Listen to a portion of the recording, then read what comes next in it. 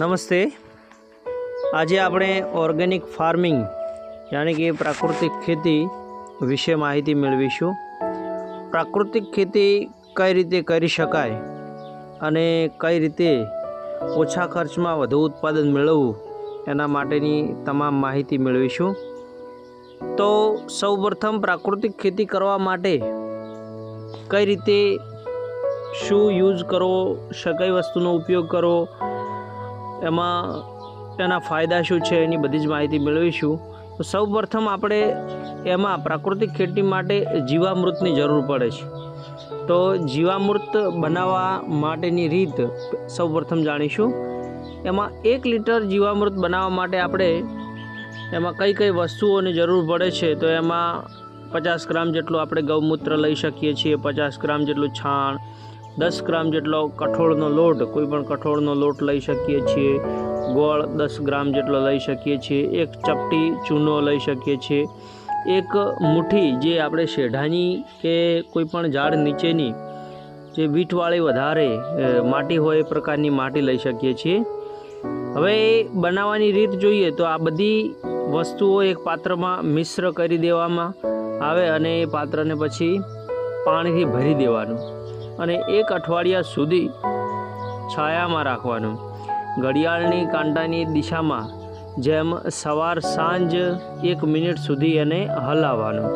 સાંજે સવારે 1 મિનિટ સુધી હલાવી 7 દિવસ પછી આ મિક્સ થઈ રહે બરાબરનું, ત્યારે ખેતરના પાક ઉપર અથવા પાણી સાથે આપણે છાંટી શકીએ છીએ। એના ફાયદા જોઈએ તો એનાથી જમીન ખૂબ જ ફળદ્રુપ બને છે જીવામૃતને કારણે। પછી અળસિયાની સંખ્યા એ વધે છે। અળસિયાની સંખ્યા વધવાથી જમીન પોચી બને છે, જમીનની ખારાશ દૂર થાય છે, જમીનમાં સૂક્ષ્મજીવો વધે છે, પાકનું ઉત્પાદન વધે છે। જીવામૃતથી પાકેલો જે પાક શરીર માટે ખૂબ જ સ્વાસ્થ્યવર્ધક છે અને ખૂબ જ ફાયદાકારક પણ છે। હવે પ્રાકૃતિક ખેતીના ફાયદા આપણે જોઈશું તો ખર્ચ ઓછો થાય છે, પછી ઓછા ખર્ચમાં આવક વધે છે, પ્રકૃતિ કે પર્યાવરણને નુકસાન થતું નથી, જમીનની ફળદ્રુપતા જળવાઈ રહે છે, શરીરને કેન્સર, ડાયાબિટીસ જેવા જે રોગો છે એનાથી બચાવી શકાય છે, ખેડૂતના ખર્ચમાં ઘટાડો થાય છે અને ઉત્પાદન પણ વધે છે। પ્રાકૃતિક ખેતીથી થયેલ ઉત્પાદન માનવ તંદુરસ્તી માટે સારું છે। જમીનને ઓછા પાણીની જરૂર પડે છે અને પાણીનો બચાવ પણ થાય છે। હવે એના હેતુઓ જોઈએ તો જમીન, પાણી અને પર્યાવરણના નુકસાનને અટકાવે છે, રોગ જીવાતના નિયંત્રણ માટે કૃષિ રસાયણોનો ઉપયોગ ન કરવા માટે પણ એ પ્રેરિત કરે છે, મનુષ્યના આરોગ્યની જાળવણી પણ કરે છે।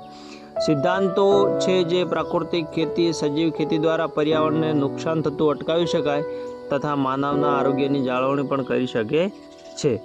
હવે આ જીવામૃત બનાવવા માટેના સાધનો એમાં છાણિયું ખાતર, જીવામૃત, અળસિયાનું ખાતર, ફળદ્રુપ જમીન, મેથીદાણા, રાઈ, મગ, પાણી, પ્લાસ્ટિક બોક્સ, પૂઠું વગેરેના સાધનોનો જરૂર પડે છે। પદ્ધતિ જોઈશું તો સૌપ્રથમ પ્લાસ્ટિકની પેટીમાં જુદા જુદા પ્રકારની માટી એકઠી કરી તેમાં જુદા જુદા બીજનું વાવેતર કરીશું। તેમાં ખાતર અને અળસિયાના ખાતરનો ઉપયોગ કર્યો તથા બીજી બાજુ રાસાયણિક ખાતર જેવા કે યુરિયા,